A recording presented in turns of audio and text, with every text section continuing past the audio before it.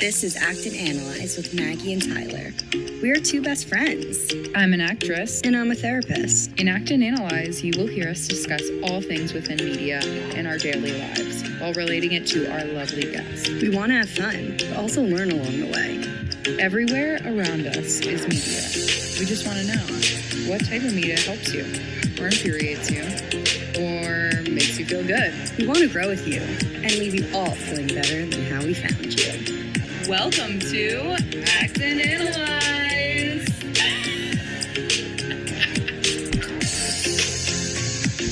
We're back. We're back. Hey, everyone. Hello, everyone. Welcome to another episode of Act and Analyze. We're so excited for our guest today. Yes. She's someone super special to me.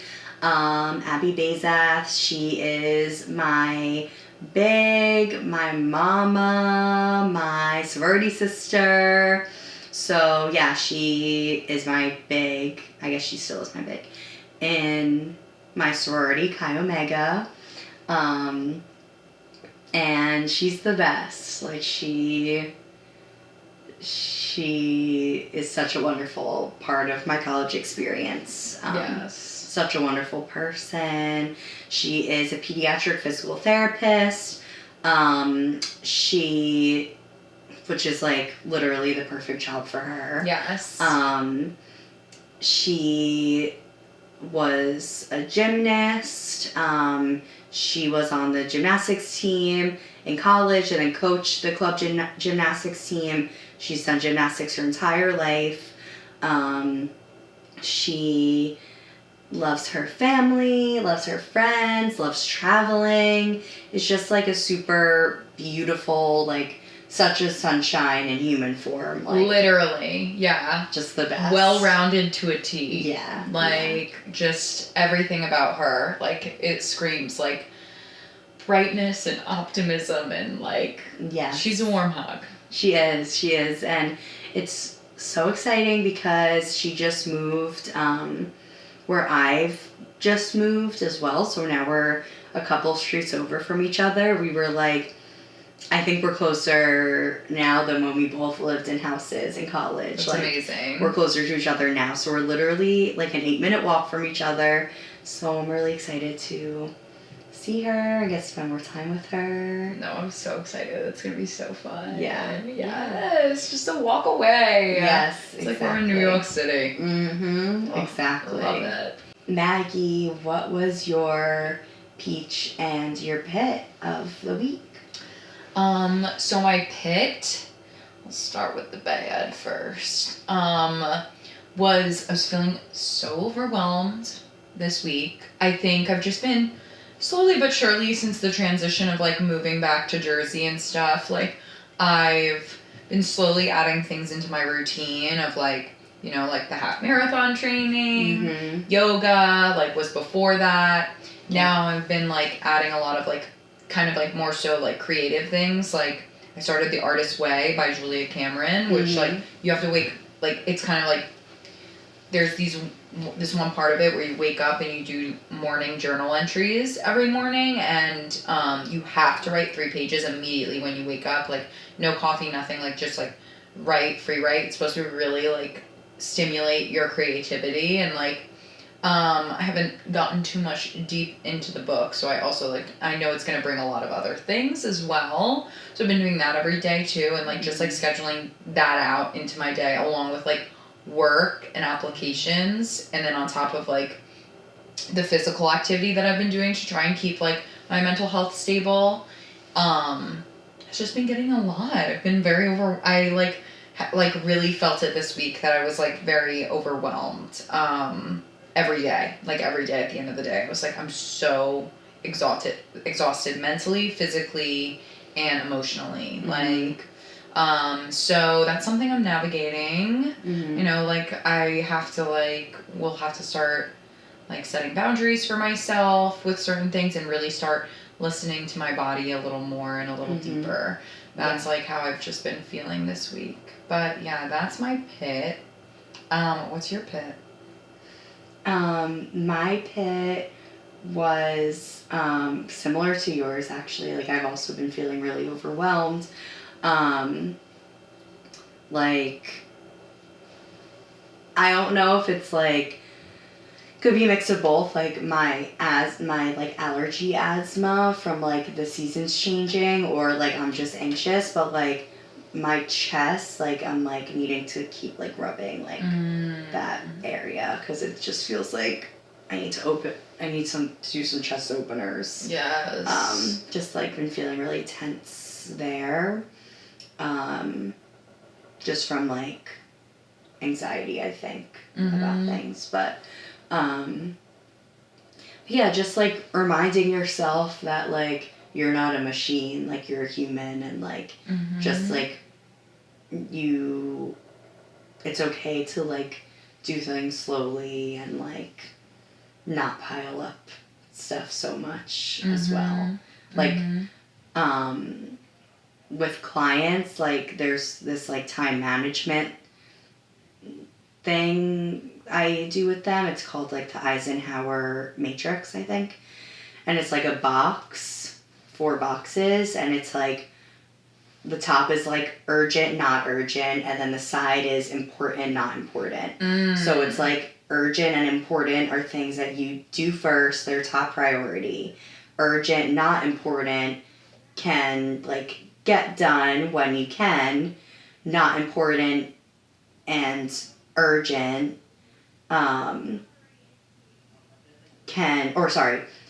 important and not urgent can be put off as well. And then not urgent, not important are things that you can kind of like X out for now, like when you're feeling overwhelmed. So it's like being able to like organize those things in your life to not feel so overwhelmed, and like kind of figure out when to do things, what things to do when. Yeah. If that makes sense. No, that makes sense. That will be super helpful, because I was writing lists down like on Thursdays of on Thursday of all my like checklists of what I need to get done, and I was like, this is like so, even like this is just like overwhelming to even look at. Like I need to like, but like to like put it in that way would be really, really like satisfying and helpful for me. I know, and I know I've been like with starting this artist way, it was kind of like a spontaneous thing, but I like know I need to do it on my way to my master's. But I'm also like kind of doing it as I'm half marathon training, so it's supposed to be a 12-week type of journey, and I'm spacing it out where it's like I'm taking 2 weeks for the 1 week, like if that makes sense, because I'm like, it's just too much. Like I realized kind of in the halfway through in the beginning of the week, I was like, no, I can't do all of this, like it's too much. It's like also like the looming doom of like the election being like absolutely right around the corner. Absolutely. And it's tight. Yeah. And it's stressful. Yeah, so it's scary. I think that's also what's like on my mind a lot. Yes. So. Oh, I'm sure. Yeah. That's overwhelming. Yeah. But what's your peach? My peach? My peach is, I took a yoga class on Monday that like really tickled me. It was really, really just like, I spoke about it with my therapist, and he was like, Maggie, a yoga instructor has probably told you this intention every single time, but you just haven't like fully like received it and listened to it. I don't know what came over me on Monday. I don't know what happened in that flow. There were a lot of like hip openers and stuff, so I'm sure that was it too. But something that really like resonated with me at the very end of it was, he said like, don't chase, attract, like, and just focus on being present with yourself. Like there's no reason to chase other things, other people, other vibes. Like all you can do is like be present with yourself, and like the rest will come. Like if you keep putting that chase into your own self and that energy into your own self, like that will grow and stuff. Because like we were saying earlier, Tyler and I were talking a little bit before this about like being vessels for people, being vessels for things, and like why can't we just be with ourselves and ask ourselves those questions instead of like being a vessel for others and stuff. Like I don't know, a lot of that really hit hard this week, and that really hit me on Monday hard, and I was like, yes. So that's been my mantra all week. Yes. Don't chase, attract, and be present with yourself. Yeah. Mm-hmm. And that rolls into, like, you can't control other people either. So it's like, or things, really, like, whether this has to do with, like, your version of, like, whatever you're chasing or trying to attract, it's not necessarily just a person, right? Yes. Like, that's not what you're referring to in general, but, like, that's the example that came up for me. And the person was like, people's opinions of you aren't any of your business. And I was like, damn, like, that's so true. Like, anyone's response or opinions of us aren't our business. But, like, we're so nosy about it. Like, we want to know what how everyone feels about us and thinks about us. And, like, because we're humans, I know that's, like, natural. But at the end of the day, like, people have opinions and, like, things work out based on, so, like, the butterfly effect. Like, things are leading up. People have experiences that, like, you may be the nicest person in the world, funniest person in the world, but you also may trigger someone because of a different experience. It's like... Yes. So it's like, we really can't control anyone. And I think we do have control over how things pan out to a degree. But, like, if you are doing everything you can, like, for your master's program, for example, like, you are chasing it, yes, by, like, doing all of these things. You're getting coaches, you're doing the applications, you're doing, like, the artist way, you're doing all these things to prepare. But at the end of the day, like, that's all you can control is you. Like, the rest is, it's, like, gonna pan out the way it's supposed to. Yeah. You know? Exactly. So it's like, that's you attracting. Yes. Really. Like, you're not chasing, you're attracting by doing that. By being motivated within myself and, like, and focusing in on, like, the chase that I have within myself instead of chasing other people's feelings, other people's things, like an energy or a feeling, or just a feeling in general, chasing like whatever it is, like, it's more inward. Like, you need to look inward. I don't know. Exactly. Like, and, like, not comparing or not, like, yeah. Exactly. Yeah. Exactly. Yes. What's your peach, girl? Oh, my peach, was, I had, like, our, like, family reunion, I guess I'll call it. I don't know. We see each other often, so I guess it's not a reunion, but every single fall break or, like, Indigenous Peoples weekend, we go to this place in the Poconos in Pennsylvania, Skytop Lodge. Yes. And it's like this was our 29th year, our family going, but, like, our grandparents went for their honeymoon. Wow. Yeah. So it's like, yep, and we're booked until 2027. Yes. It's for the in same family. Same weekend each year. It's always such a wonderful time, and so many laughs, memories, and beautiful views, good food, good drinks, good family time. Yeah. Yeah, good nostalgia. Oh, I've been going there since I was born. That's amazing. So, like, the workers there have known me since I was a little bitty baby. So, yeah. So yeah, that was my peach. That's so good. Being there.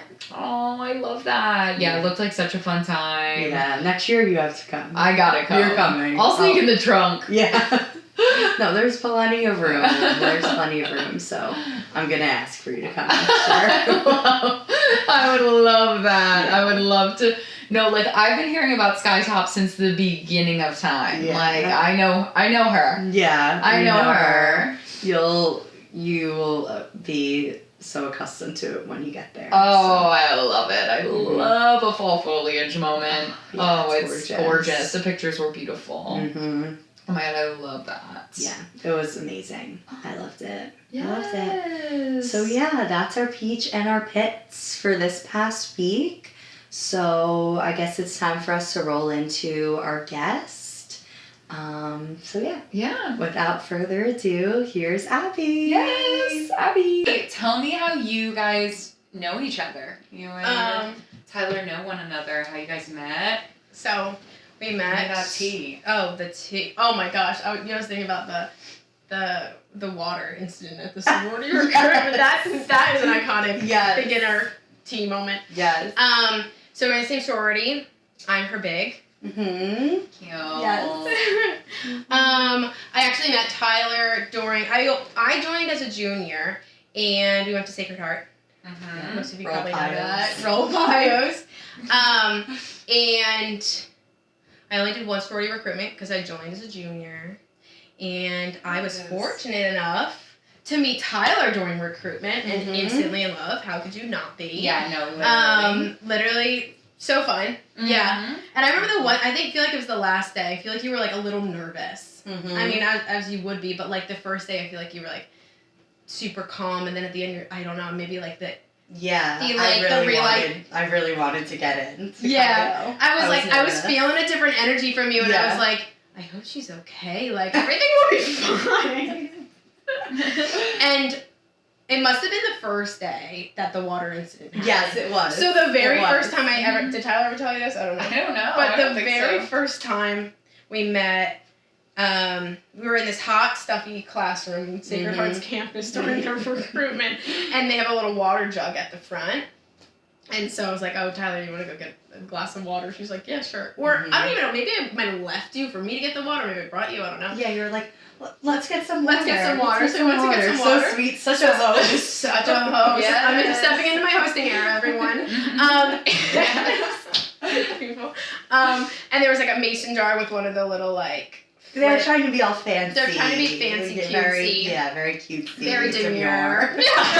And me, not demure by any means. Like, I couldn't get the water to stop. Oh, it was spilling in the middle of this little tiny classroom. The contraption, though, was like not what they should be using for that type of setting. events. Yeah. No. Yeah. And I remember someone was kind of like, sorry, go Mike. No, they needed the Gatorade. Like, yes. Yes. The button. Reliable. Uh-huh. This was cute. And I remember someone being like, oh my gosh, typical Abby, or like some kind of situation. It was like and you handled it so... It was overflowing. Over the cup, overflowing. She's like, oh god, turn it up, get more cups. I was dying laughing. And in that moment, I said, Tyler will be my little, and she will be in this sorority, because she's already got my back. Because I remember someone being like, oh my gosh, typical Abby situation. Like, I don't even know. And Tyler was like, we got this, baby, let's go. Like, and then we're just laughing about it. And you probably also at that time was like, yeah, I like this one. Yes. This one's for me. Was like, yeah, you were such like a comfort through that experience for sure. I was so excited to see Abby every day during that. And I guess that's why I was so nervous, because I just like wanted to be in. Yeah. Yeah. And I made it in. That was that. And then we were in the same sorority, and that was good, because I think prior to that, I don't know if you have any young listeners going through sorority recruitment, or thinking about it, but I like was like, whatever, it is what it is. I like made all my majority of my friends before that, and they were kind of like, let's do it for like shits and gigs. Yeah. And then for a long time I was like, maybe I should get out of this. Should I get in, out, blah, blah, blah, blah. But once I got Tyler, I also had twins, Karen too, shout out Karen, that like I had, once I got them, I was like, all right, cool. I like it. I like it now, because you guys were my vibe. Yes. Yes. And we were such a cute little family. Yeah. Such a cute little family. And then you guys like grew it in such a cute way. So what have you, so you were saying you went to PT school. Are you now, you're now a practicing physical therapist? That's for sure. That's crazy. Tell me a little bit about that. It's definitely crazy. The transition from being a student to a practicing clinician. Yeah. Like, is so, it's like, oh shoot, this is on me. This is my license. This is like, it just feels so different, and you're like, wait, do I even really like know anything? Right. I feel that way too. Yeah, it's like, these people are trusting me. Do I know anything? I'm just a baby. Like, I don't know. Like, even though I just passed a 6-hour, 5-hour long exam, like, but like, how much is that paper compared to real life? But, so I did gymnastics when I was younger, and through college, or like a couple years into college, and then I started coaching the club gymnastics team. I've loved teaching, and I've done gymnastics and I've coached gymnastics. So I've always loved, well, I guess I just was like put into this, and then I like grew a love for it, teaching people how to move their bodies. And then I was a camp counselor as well at these gymnastics places. And I really found a love whenever like kids with special needs would come through. And I did athletic training for my undergrad. I thought I was a gymnast. I went to PT myself. I was like, I want to work with athletes. Like, yeah. And then I did athletic training, and I'm like, nah, I don't really know about that. And then I did my first ortho one. I'm like, this feels comfortable. However, another component is that like I thought about I was pre-accepted to our PT program, so I figured I would always do PT, and breaking out of that mold is such a big thing. Like, I feel like you could totally talk about that. I like thought about becoming a teacher because I wanted to work with kids, because I did some like shadowing some teacher things, and I was like, oh my gosh, I love this. Maybe I'll be a teacher. And then being a pediatric PT is so fun because you get to help kids learn. And a lot of these kids are developmentally, fine motor, gross motor, cognitive, like everything delayed. So you are like a teacher, and you're teaching them in so many different ways, and it's so nice. So yeah, at some point I did the transition from wanting to do athletes and ortho into doing peds. I did a peds clinical in Memphis, Tennessee, and then now I'm doing it here. In Jersey, and I love it. Yeah, that's amazing. That's really hard work to do, but it's like, I don't know, I feel like with so much of what we learn in acting and theater is like, your body is so connected to emotions, to your life, to who you are, like walking throughout the day, throughout the day, like people don't even realize like the way that their body is like structured. If they're not properly aligned, like there's so many issues that will come from that. So like you being in pediatrics, like while also like helping these kids, like that is like, that's going to help them throughout their whole life. Like you're really making a huge difference within your body. Like you have to help your body stay aligned and stay healthy, like so you can then grow to like keep it like that way. Yeah, and it's like they don't have really like the words for emotions yet, and like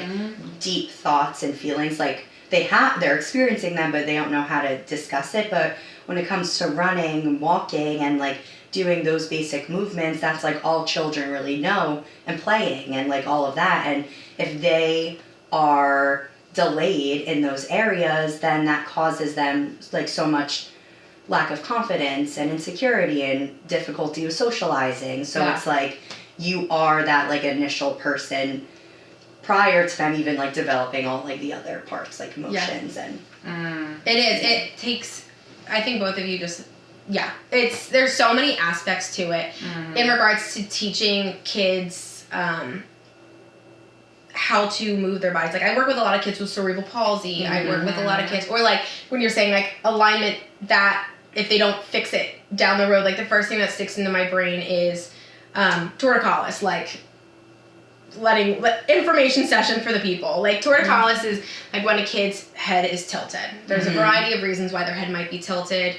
If you guys see like kids with helmets on their heads, it's not necessarily torticollis, but if their head is tilted a certain direction, they will like their skull will start shaping in a certain way. It'll start having this flatness, and then they get helmets, yada yada. But a lot of times parents and other clinicians kind of are just like, whatever, like it's not that big of a deal, like they'll grow out of it. But it's so fundamental to address something like that, because if they're tilting like this, then likely this side of the body starts getting tight, and then they only want to use one leg to pull to stand. They're going to be walking like this. Their eyes are shifted like this. They're going to think that that's what right side up is. Their eyes are going to start accommodating for it. It's like a whole host of things that start right away. Yes. Like literally right away. They were in the womb position. Maybe they were a twin and they were scrunched up a little bit, and now their like neck is tilted one way, and it's not like, oh, my little boy, like, oh, that's so cute, he has a little tail. It's like, no, he might end up walking funny later in life because you aren't addressing this. Like, it's so widespread. And then the confidence aspect, that is another reason why I really liked going into peds, because with the athletes, it's like, sorry that your wrist is hurting. For me, I would rather teach a 2-year-old learn how to walk. Yes. This person cannot interact with their environment. They can't interact with others. They can't develop appropriately. They want to be able to walk up to their parent and give them a hug. They want to be able to engage with their environment. And having someone held back, like, no. Yeah. I'm sorry. Like, so, like, there is a specific type of person out there, but I think that, like, I bring different skill set to the table that would not be properly utilized in an athletic setting. Yes. Like, I can use my knowledge of ortho, I can use my knowledge of mental health to help these athletes who think that they're rough and tough and they like need an outlet, but like the kids is where it's at. Yes. Like yes, exactly. I don't know if I've shared this with the pod before, but I originally was going into physical therapy, and I kind of had the similar experience to you where I was like, I don't know if this is what's right for me. And if I was to go into it, I knew I wanted to do women's health, like pelvic floor physical therapy, because I wanted to help people in that way who, you know, are struggling with painful sex, or like just had a baby, or are going to have a baby, or are experiencing urinary issues or prolapse, or, you know, any of those things that cause just so many problems in other parts of your life, like socially and emotionally and all of that. But that's why I pivoted to mental health therapy. But I feel like you found like the perfect balance of who you are with being a pediatric physical therapist. Like, I feel like it's so meant for you.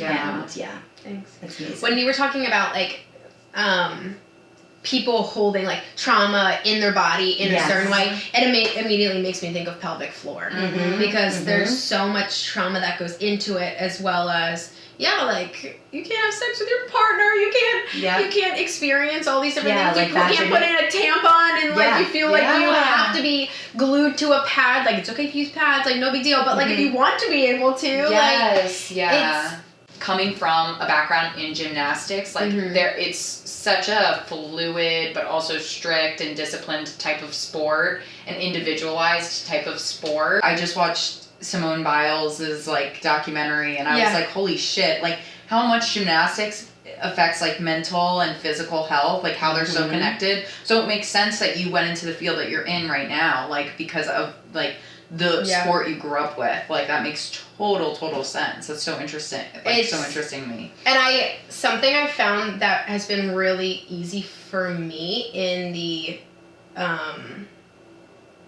working with peds is being creative with the way I need a kid to move their body.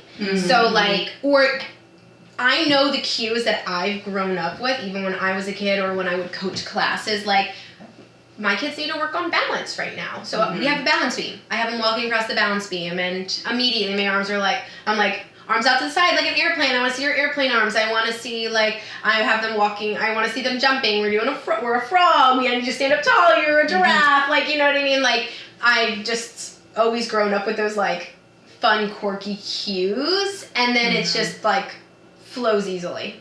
Yeah. But every kid is so different. So, like, which is hard. No, that's crazy. That's really challenging. Like, I'm thinking, like, personality-wise. Yes. Like, I am a very out there, like, bubbly, like, energetic girly. And there are a lot of people that I'd be like, just be as calm as you. Like, with babies, obviously. But getting to know those babies, like, what is the level of every kid's, like, what is every kid's threshold of the amount of energy I need to bring to keep them engaged in the session, but not go over the level that will make them overstimulated. Yes. And yeah, it's similar, you know, in both of our careers, like with me knowing how I need to show up in the session Yes. too with my clients. I've worked with kids before, but it's not my population. But like when I did work with kids, like, yeah, there were certain kids I definitely was more out there with, and some kids I just had to be like super calm and like talk really like slow and Yes. softly, and some kids it's like, let's have a dance party and get crazy in our session, and like but same with the teens. Yeah. Like, because I work with adolescents, like some adolescents are like, fuck you, I don't Yes. want to be here, and That's then so hard. Yeah. and then some are like really eager and excited, and like I'm like their girl. Yes. You know. Like, how do you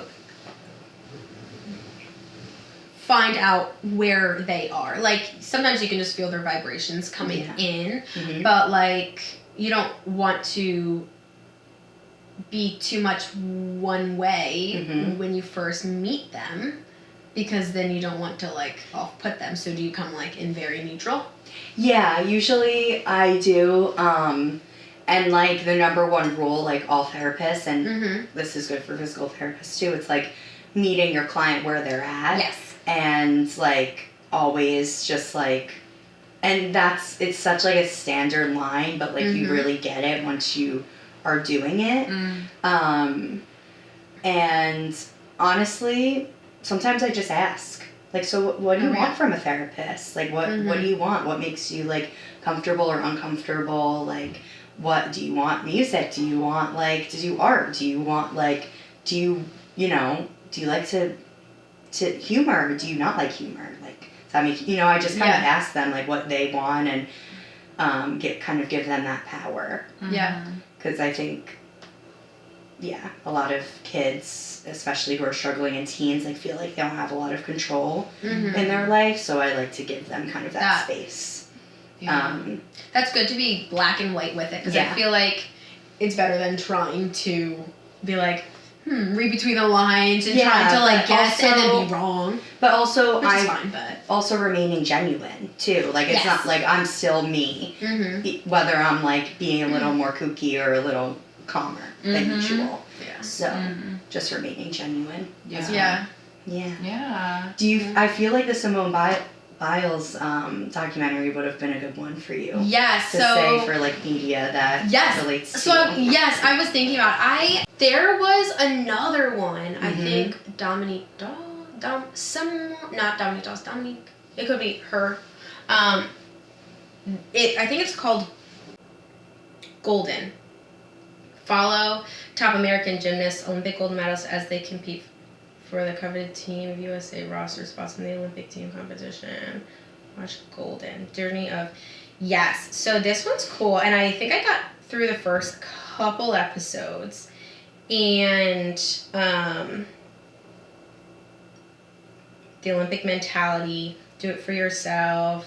There's a lot with Lori Hernandez, and that strikes me a lot, because I competed with Lori Hernandez when I was younger, and like we were never in the same age group, but we would be at regionals together, or we would be at these big competitions together, and so I know her old coach Maggie, and she was abusive. And, like, you see these coaches out in the gym, and you can just, like, tell how some of these girls, that it's a very strict gym.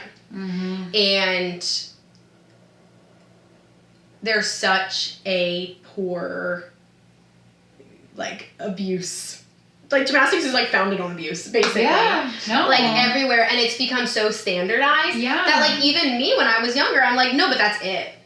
Like, you just you don't realize it's abuse. You're just like, oh, that's what it is. Like, you have to go through whatever, blah, blah, blah, blah, blah. And I'm like, no, why would you be coached like this? Because they make you think, like, that's not effective if you're coached like that or whatever. But it definitely hit home with the Golden one. because they're talking about abuse, and it's like clips of their coaches that I've seen before, that I've competed with, and it's just so surreal. And it's a thing. Like, I had an abusive coach when I was younger too. There is no grace. There was probably no grace given for you and like your teammates. Yes, literally. And it was like, you have to be young. It's like once you hit puberty, you're done for. Yeah. It kind of stinks. Mm-hmm. Because your body's going to change, and that's going to be like it. Like, and you can't start it at a certain age either. It's like you can't like just start as a 10-year-old, really, or like a 12-year-old, or like if you want to be good, like you can just start learning handstands, you know, like casual, like functional things. Yeah. But like if you want to compete and do things, like you go through it so young, but and the culture is like keeping the parents out, keeping this, like, and so and that's how like Larry things happened, and it's insane. It's crazy. It really is insane. There was this one, when I was in Connecticut, I worked at a few different gyms, and I crossed paths with a girl who did, we saw each other and we're like, we know each other. She went to Sacred Heart. She almost did club gymnastics, but then she was like, nah. And then I crossed paths with her because we were both coaching at the same gym in Fairfield. And we sort of like looked at each other, we're like, we know each other. And it was like, we competed against each other, we were like, young. And she told me what gym she went to, and I was like, no way. And the stories she told me, I was like, dang. Yeah, I feel like that's part of like I'm sure that's another like motivation for why you ended up doing what you're doing, like coaching and being a physical therapist. It's like you are able to check in with, I know you're not working with athletes, but like during that program, like you are able to check in with athletes, like to see what's going on behind the scenes at their practices, like how the injuries are started. Like you're able to like know firsthand like what's going on, even when it comes to the kids and adolescents. Like, I'm like really going out there with my thoughts right now, but that's like fine. If there's injuries that don't really make sense, like you're able maybe like, okay, maybe there's abuse, whether that's like with a coach or with a parent or something. Like it's such an important job that like and even here right now, like in the job that I'm at, not so much on like, I do have some kids that play sports, but not too much. I guess it's more of like if their insurance isn't being accepted anywhere else. Something that I've had to become comfortable with, it's still not super comfortable, it was like calling DCP&P on parents. Because I have a lot of parents right now, some of these parents just don't know any better, but even after multiple times trying to educate them, being like, your kid needs to be in school right now, or this is an issue. Like, there's a lot of parents that, I don't know. So, but it's not something I realized when I was going into it, but like, the safety of the child. Yeah, did they talk to you about that in PT school, or was that something that you learned like in your job? Wow. Yeah, wow. Peds is a specialty. Like there's so many specialties, like pelvic floor. Or pelvic health. And Peds is so specific that it's like, I have to learn about baby equipment and this and that. Like, they're not teaching about that in PT school. Wow. They're not going to be like in PT school, don't put your baby in a jumper because their hips aren't formed yet. And make sure that, like, whatever. It's like one class, right? Like, you have like one class for it. Our Peds is, like, built into our neuro classes because a lot of the Peds, even though I work with ortho, cardiac, like, anything that would bring them into outpatient, primarily it's like neuro-based things, like CP, spina bifida, Down syndrome, like, things that you're like working so intimately with families in pediatrics. That's the big thing. And out, like other places, you're working intimately one-on-one with that patient, but for peds and at my clinic, the family's in on the session with us. So I'm building rapport with the patient. With the family, the parents that are like, this is my gift, like from God right here, take care of them, make sure you're doing the right thing. Some parents are more hawkish, some aren't. Like either way, you're like learning how to work with all these families, you build these relationships with these parents too, but there are like, if I do need to call DCP&P on them, I'm like, it feels horrible. Mm-hmm. But there was something recently that was really good, and I made a bond with a parent, and crack that hip. Yeah. And I called the mom because they weren't in the session, and I said, hey, I was expecting you, like, what's going on? And she speaks Spanish, so this is all through the interpreter, and she's like, hi, I don't feel well. Did I tell you this? No. She's like, oh my gosh. So she's like, I don't feel well, so I'm driving. I said, oh, are you driving to an appointment? She's like, no.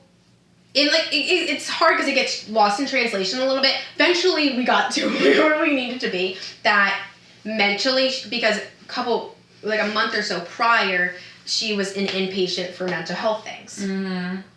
And it was hard for me to get in contact with that family, because it was only like mom's number on file.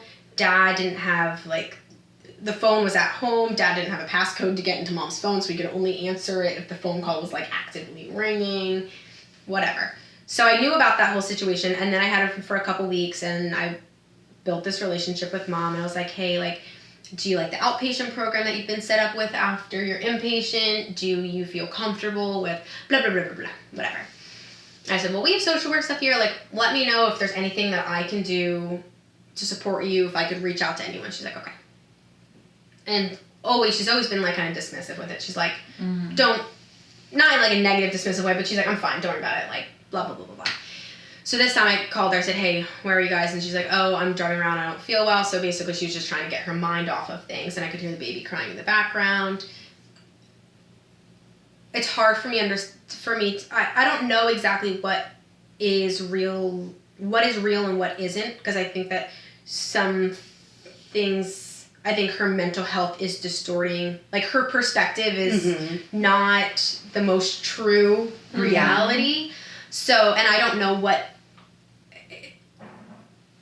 things don't always like align, and it's hard for me to get the full picture. Yeah. But ultimately, mom was like, hey, what was that social work stuff that you had? I need something. And I'm like, do you need this? Is this pressing right now? Are you going to hurt yourself? Are you going to hurt anyone? Like, she's like, no, I just can't be home. And so I don't even know if the home is an unsafe environment or whatnot.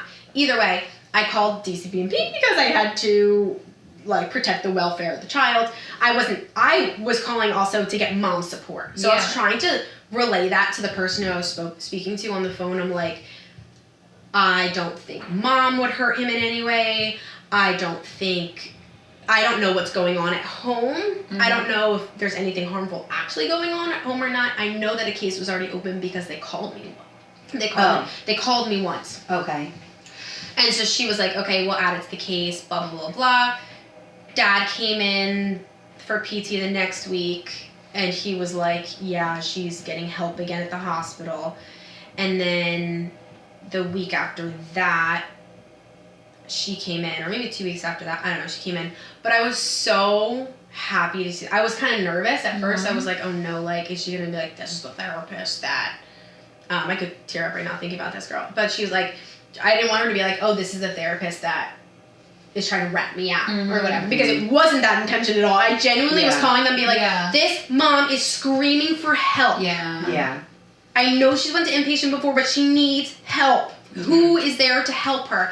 And I think they had like an emergency, whatever, like people came out, they like took her vitals or they did something, and then they were like, and I think she at the time was like, no, I need help. I am not okay. Like, someone please help me. So, but I still wasn't sure how she was perceiving what I did for her. Yeah. And then she saw me, and again, she doesn't speak English, so like we always use the interpreter during sessions, but in this moment we were just like at the front desk, like in passing, and we saw each other, and I could just like see the tears in her eyes, and she gave me the biggest hug, and we embraced for like a good like I did like a little, I'm a chronically long hugger as it is, but I like started to let go, and I felt her like re-embrace, and I was like, oh my gosh, I like went into the offices and I started crying because I was just so happy. It was like this appreciation being like, thank you for listening to me and being there for me, because,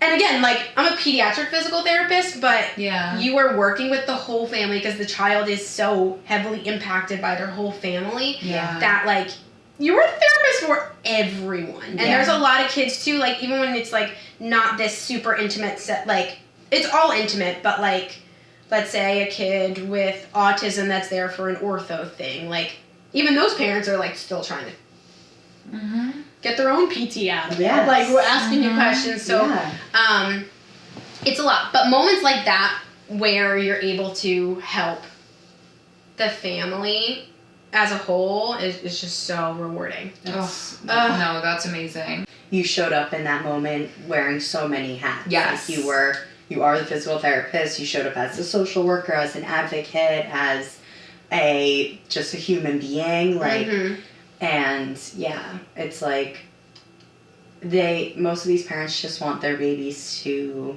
live a typical childhood, you know? Yeah. So, like, you probably mean so much to them, like, watching their children progress. Yes. All of that. We're also the provider they see weekly. Yes. So they build this relationship with you over, like, their dogs. Because their dogs will be like, well, how come I didn't know this? And I'm like, well, because they tell me everything. I know everything. Right? Exactly. Because, like, your day-to-day is just so chaotic, but, like, also so rewarding, and there's so much there. Like, how do you, like, decompress at the end of the day? Like, what do you put on the TV? What do you read? What are you reading? Like, what are you listening to? What are you decompressing at the end of the day? What's your big thing for you? I immediately come home and lay on the floor.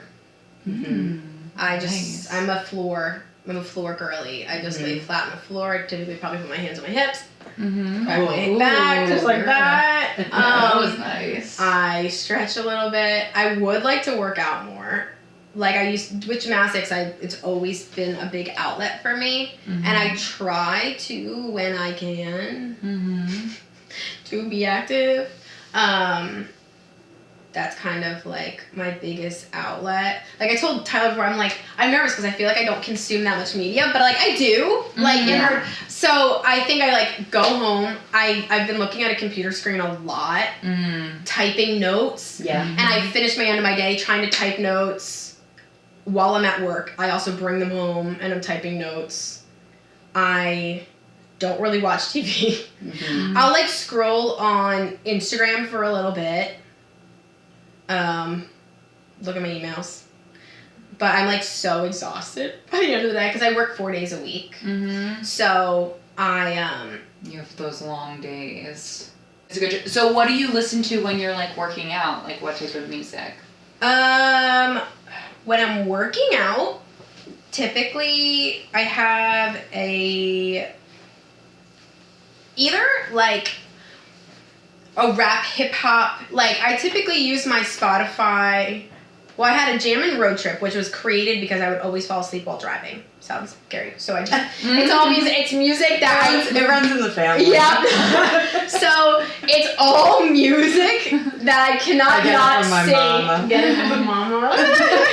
So I either listen to my Jammin' Road Trip playlist, but I've been using that for way too many years, so it's, like, kind of worn out at this point. Like, nostalgic, like, 2011, like, T-Pain music, like, that just is, like, fun. That's typically what gets put on when I'm working out. Who knows? But yeah, I love music, I love concerts. How was the See Here Now spring? You guys only went to we went to the Springsteen Day. Unbelievable, yeah. And the way we got tickets were crazy. Wait, how did you? Because I knew we got them the day before. Yeah. Well, Not even 12 hours before Tyler got hers. Yep.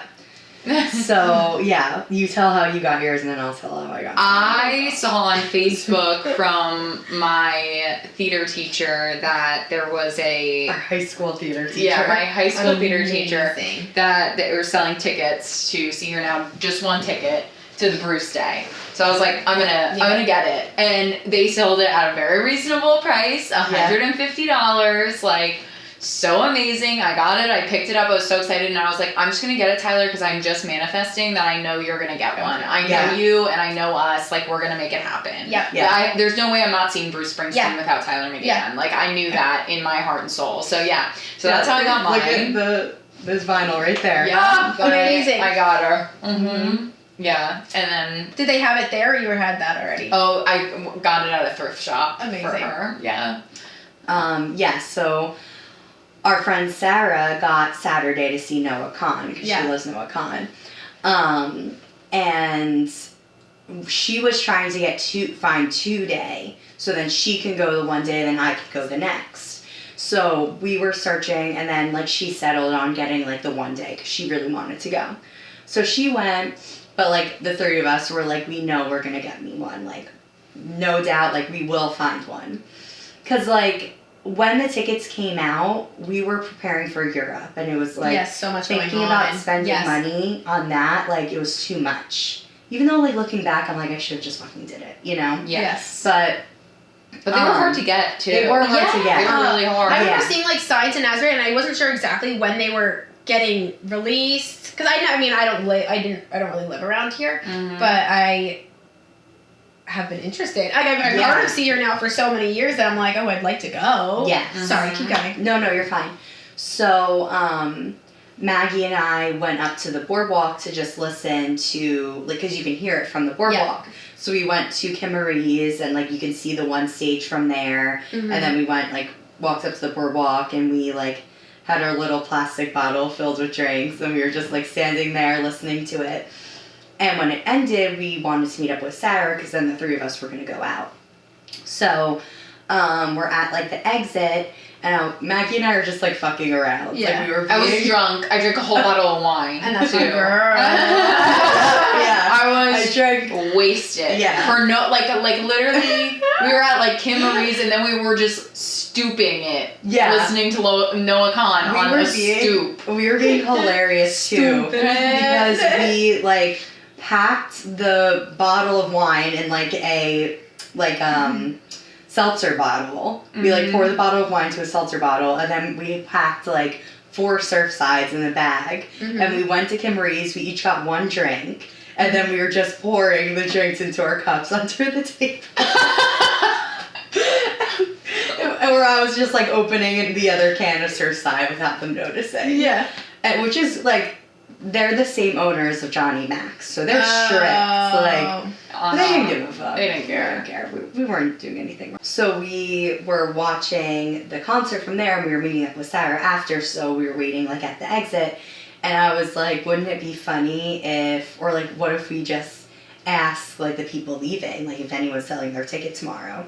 So Maggie goes, is anyone selling their ticket? And she didn't even finish her sentence. And these girls were like, we are. Like she didn't even finish the sentence. And I got a ticket for $160. She took the wristband off, gave me it. I Venmo'd her $160, and I got to go. It was that easy. We did it. The good old-fashioned way. Yeah. The good old-fashioned way. Scouting tickets. Scouting. In person. We were crazy. Yeah, it was It was awesome. And then it was like literally like honestly, that day has been keeping me going since literally today. Like I'm still listening to Bruce all the time and Norah Jones a bunch. Like I literally that day has kept me alive. So is there any do you have any recommendations, like any like media recommendations, like books, TV shows, movies, music, podcasts, anything? No. No. This is what I was nervous about that you guys are gonna ask me. Yeah, so I don't. But I could take recs from you guys because I just moved to Ocean Grove, so I need podcast recs. I did actually. Yes. I had a bunch saved, and then the storage on my phone was effing me up. Yeah. Hey, there's so you're in my top 8. Yes. And I need to download those kind of things. I was listening to like a lot of I don't know, like empowerment kind of podcasts. Yes. Like understanding I think there was like a hormones one that I was like interested in. I always like food, like how food powers you, like plant power kind of like vegan situations. I don't have anything like specific that Well, now we can all do Golden Bachelor night, or we'll watch the Golden Bachelor on Thursday night. There you go. Yes. We can do that together. Yeah. Now that you're so close. Right down the street. Yeah. Like I said, I was nervous about the media portion because I feel like I don't consume. No. Oh my god. You're not a phone person. So that's the best way to be. Too. At the end of the day, I genuinely don't relax so much. I will look at my phone and I'll scroll a little bit, but my eyes will start burning because I've been like, I'm exhausted. I literally can't do anything. I want to read more. I have one like book that I just keep on my nightstand that I just keep reading. I think it's called Good in Bed. Oh. Becky gave it to me a while ago. It's about this journalist who, heavy set, was dating a guy. They broke up. She was madly in love with him. They broke up. He started becoming a journalist. He wrote an article about loving a bigger woman, loving a larger woman, something. And she went into like a clinic for losing weight, and the article was like in there, or someone just showed it to her first. Then she couldn't escape it. Then she was at the like weight place, and they were like, everyone was like loving this article, and she was like, so then she was like trying to get back with him. I think his dad died. She was trying to like go. It was like a whole thing, but I haven't finished it. Wow. But it's just like, and I have to keep rereading portions because I keep like not reading it. So I want to be a reader because I think that like my memory and my smarts are dwindling, and I need to. I feel that. Start stimulating by like reading. Do you want to plug your Instagram? Sure. Or your socials? Yeah. What socials do you have? I was thinking about this on the way here. I was like, they're gonna ask me, and I'm gonna be like, what's my handle? I have an Instagram at Abby Lou, 3 U's _. Yes. And that's my socials. I had a TikTok during COVID, and then I deleted it because storage. I went to Greece. I needed space. Yeah, you needed that space, girl. I know, space. Yeah, I don't even know. Whatever. Yeah, that's my Instagram. Yes. So good. That would be so good. Oh, I love it. Yeah, no. I love chatting with you. You're so kind, empathetic, and beautiful. Yes. You're the best. Love you. Thank you. I love you. Thank you. Thank you. Goodbye. Thank you. Bye. Welcome to Maggie's Medium Munches. Maggie's Medium Munches. Oh, a little raspiness. Yeah. I got a little more in me. Yeah. Speaking of, because we told a little bit of the See Here Now story, we didn't get the full extended version. So we definitely got to do that at some point. I am pairing one of my favorite artists that I've been listening to nonstop now that I'm living in Jersey. Nonstop. When I tell you nonstop, he's the motivation of my master's program. Bruce Springsteen, the boss himself. Like, did you see there's like a movie coming out about him? Oh, with yeah. Jeremy Allen White? Yeah. Yes. That's news to me. Yes, and I saw, Jeremy Allen White is playing Bruce, and then when I saw a video from See Here Now of Bruce walking into the Stone Pony, what's his name?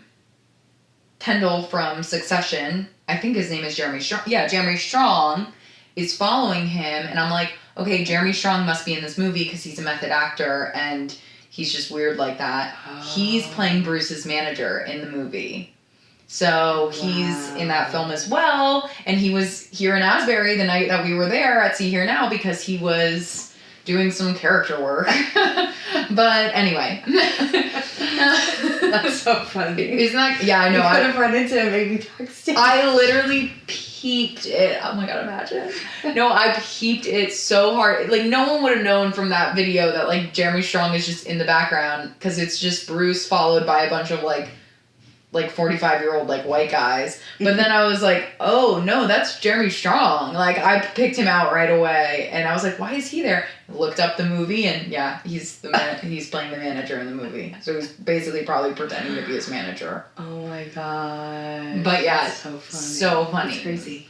But anyway, I've been listening to him like, when I tell you nonstop. If you're going through a tough time, listen to a Bruce album. Yeah. Like, truly, there's a Bruce album. It's kind of like a Taylor Swift thing. Like, there's a Bruce album for everything. Yes. Like, Yes. I just love him so much. And, yeah, a lot of his stuff is really motivational. Also political, too, like, in the time of the election coming up. So, I am pairing that with a nice hazy IPA, just like we drank at See Here Now. That was like, so good. A good, juicy IPA, hoppy IPA to be drinking on while fucking The Rising is playing or Meet Me at Mary's Place. Yes. Like, I'm here for it. Yes. But yeah, that's my first medium munchie. My second medium munchie is we're getting a little spooky, we're getting a little scary, with a little off the beaten path spooky type of spooky. Ever heard of the show Shameless? Oh, it's spooky. It is spooky. Frank Gallagher is spooky in very different ways than Halloween. Yeah. But he is ookity spookity. Yeah. But I just started watching Shameless a little bit, like, to go to, like, so good. Like, it is just so good. Yeah. Like, wow. But like, so bad. Like, so bad. Also, yeah, like, so bad but so good. Like, so that's why I feel like it's a little Halloween, a little kooky, a little crazy. Yeah. And you gotta pair that with, like, I feel like in the show they're always eating, like, you know, whatever they can find. Like, you know, in the first or second episode, like, they had, like, donuts, like, and stuff. And I'm just thinking, you know, a nice, like, pumpkin bread, a pumpkin donut, a pumpkin sweet treat. Pumpkin munchkin from Dunkin'. Oh, the pumpkin munchkins from Dunkin'. Munchkin Dunkin'. Yeah. Pumpkin munchkin Dunkin'. Pumpkin munchkin Dunkin'. Pumpkin Dunkin' munchkin. Yeah, have yourself a little, like, pumpkin tree while you watch some Shameless and, like, get into it. Like, it's good. It's good. It's scary in ways that you wouldn't expect. So true. So true. But yeah. God. Love those. Yeah, those my very medium fall. munchies. Very fall. Very fall, both of them. It's true. It's so true. But yeah. Alright, that's that. Eat up, bitches. Welcome to Tyler's Take Care of Yourself tip, where I give you a tip to take care of yourself. So my tip is right to the point, getting right to it. Go see your therapist. Yes. Go talk to your therapist. I did today, and I feel so taken care of after. Yes. So, yeah, I worked through a lot with her, with my issue with confrontation that, like, has developed over the last couple of years. I feel like I maybe didn't used to, maybe I did used to, and I don't remember, but it's gotten to a point where I need help. So I actually think I talked about it this last episode. Yeah. Honestly. No, you did. Yeah.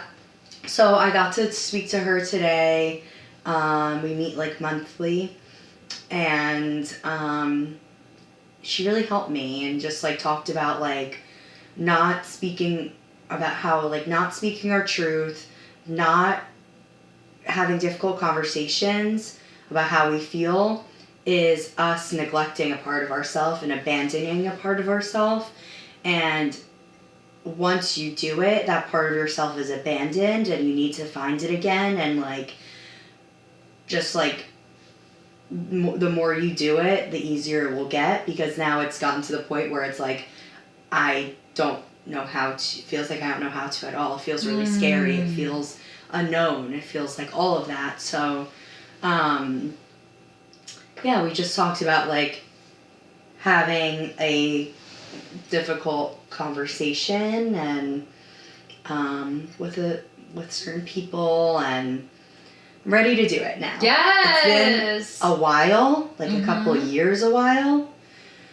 So I'm ready to reach out and put myself out there. And like I said, like whatever people's opinion are or responses, it's none of my business. So true. I'm going to put my feelings out there, put my emotions out there, put my words out there, and whatever comes from it, comes from it. Yep. I love that. Yeah. Your journey is your journey and it's nobody else's. Yeah. And your experience is your own experience, and like just let those emotions like work through you however you need to navigate it. Like Yeah. I think that's such a good, I think you're going into everything with like such a like beautiful headspace. Mm-hmm. And you have the resources and the tools and the healthy coping mechanisms to do so. So it's like, why be scared when you can leap off if something's been on your mind, you know? Yeah. And it's like, I would tell my clients to do it, so like I need to listen to my own encouragement, my own words. So, yes. Yeah. I love that. So yeah, my tip is to go call your therapist. If you don't have one, go find one. Yes. There's ones out there. So, and reach out to me if anyone needs any help finding one, because I'm here. Not to be your therapist, but to help you find one. Yes. Yes. But yeah, everyone take care of yourself. Take care of yourself. Welcome back to Woman Crush Wednesday. Yeah, women. Believe women. Believe women, everybody. Women. Believe women. Yes. Oh. Oh, I spill coffee on this. Sorry. No, I spill coffee on this couch all of the time. I spilled an entire cup of coffee. Oh my god, I did that the other day on my couch too. Yep, it's fine. So they're brown. Yeah, don't even worry about it. Okay. You're fine. Ooh. Sorry about that. My Woman Crush Wednesday is Simone Biles. Yes. Since we chatted about gymnastics, we talked about like her documentary was incredible. Everything about her. I think she's so powerful. I think she's so beautiful. I think she's so smart. So like just so empowering, and like just like to be an athlete, like to go through what she has been through, like, and the trauma that she's like survived, and like on top of that to be like the GOAT, like literally greatest of all time, literally just constantly making moves upon moves upon moves, like it's inspiring. And she's my Woman Crush Wednesday, and I love her so fucking much. Yeah. I love her so fucking much. Yes. Yes. That's such a good one. She's amazing.